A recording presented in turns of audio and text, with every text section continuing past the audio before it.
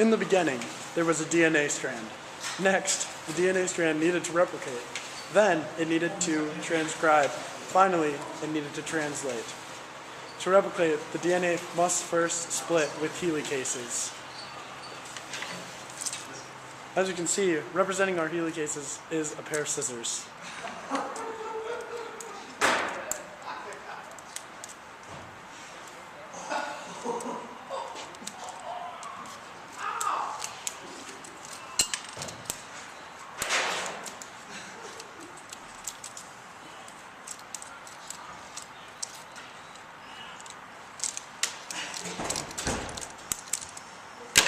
Now we will switch to the model to represent one side of our DNA strand.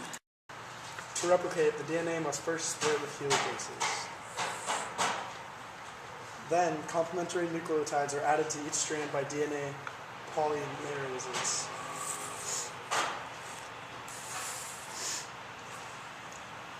The two DNA molecules are formed and are identical to the original DNA molecule.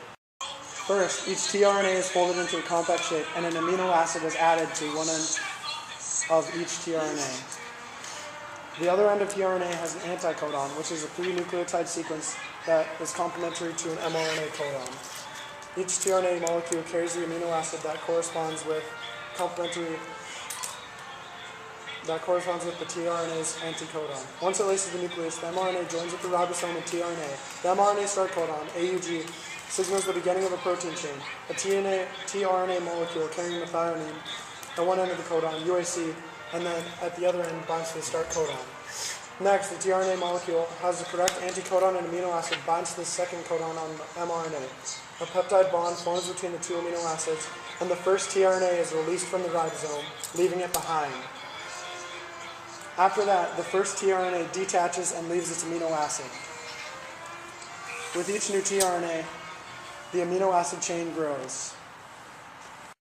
This process is repeated until a stop codon is reached. A stop codon is one of 3 codons, UAG, UAA, or UGA. No tRNAs have anticodons for these stop codons, so protein production stops.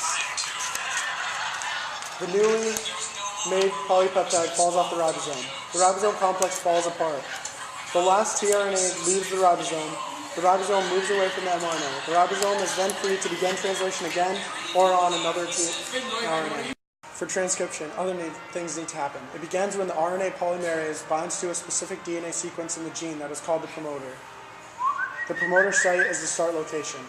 When RNA polymerase has its double helix separated, as on the left we have our single double helix ladder, it continues to add to the complementary RNA bases until it's a long mRNA strand. Behind the moving polymerase, the strands of DNA close up and reform into a double helix. The RNA polymerase eventually reaches a stop location on the DNA. This stop marks the end of the gene or set of genes, resulting in a single strand of tRNA.